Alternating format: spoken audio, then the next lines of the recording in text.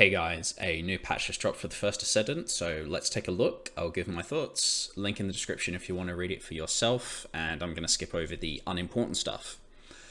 Firstly, the ability to turn off other players' effects is nice. Very situational, but if you've got a rocket spammer, it can really make the game an eyesore, so it's nice to see that this was quickly implemented.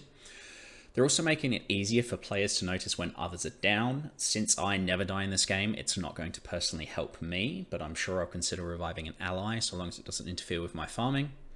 You can now report people for AFK. I've never been too bothered by AFKers, but sure, it's nice. It's really good as well that developers are listening to people's gripes and taking feedback on. They've added the ability to quick track items from the target item feature. I think target item was probably rarely used. It might be used a little bit more now as a result of this patch. They've patched out the reconstruction device trick if you didn't have enough void shards, but they've also increased the rate at which you get void shards, which is really nice. They say it's a 1.5 times, but the real benefit here is that the subtypes you get seem to have doubled, which will help if you only have a few characters. Void fusion reactors also show the patterns you can open on them, which again, nice quality of life improvement, as is the element display on the void fragments themselves. The team also plans to improve fragment farming on a patch in a few weeks. I'm fine with it as it is, but I do appreciate that others might not like it. I also really liked the fact that the development team made it clear that they're considering why people were exploiting the reactor glitch. This is a really healthy attitude for developers to have, and to make a change but also consider why that change needed to be made in the first place. That's awesome, and really positive sign from my aspect that things going forward are going to be great.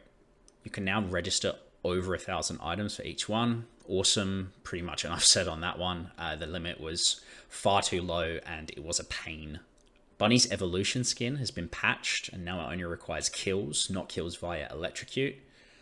I personally really dislike the aesthetic of this skin.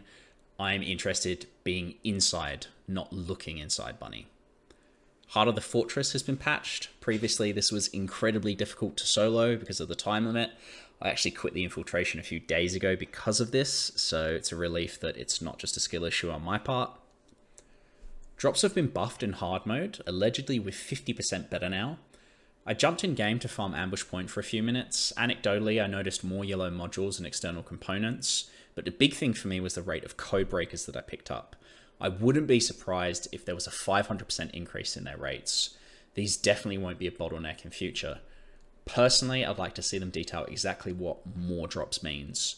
I didn't feel like I got more reactors though, and that's a good thing because we were definitely getting way too many of those anyway.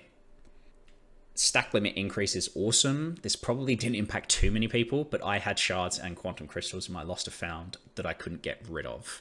Really happy that I can now get rid of them. Sadly, wall rolling Bunny has been nerfed. It was fun while it lasted. Well, actually, I guess it wasn't that fun, but it was really good for weapon XP. Check my other video for a better method now that this one has been patched. Nexon is also concerned about macros, understandable, but since now that Rolling Bunny has been nerfed, it will be much less of an issue going forward.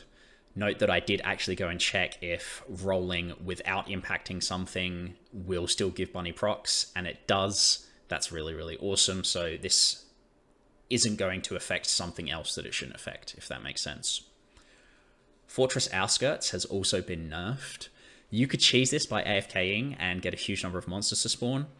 There was something really enjoyable about killing so many enemies at the end of this, so this will actually be missed on my part. I understand why they patched it out, but also it wasn't the best spot for Gold Kuiper or weapon proficiency.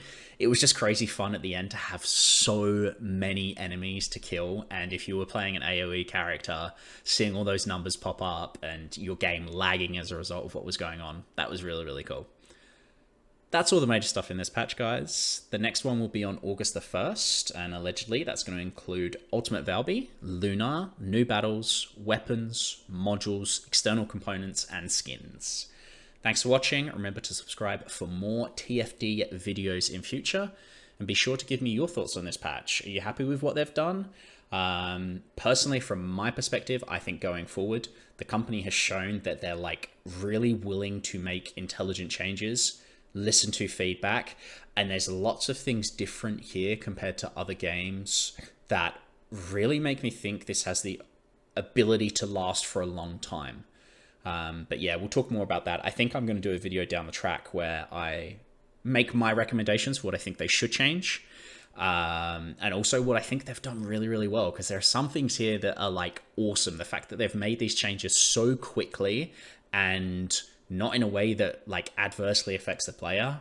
I think, yeah, just round of applause for this patch. I don't think there's anything here that I'm like annoyed about, right? It all makes total sense to me. I get what they're doing. Yeah, good stuff. Anyway, like, comment, share, subscribe, donate, all the rest. Peace.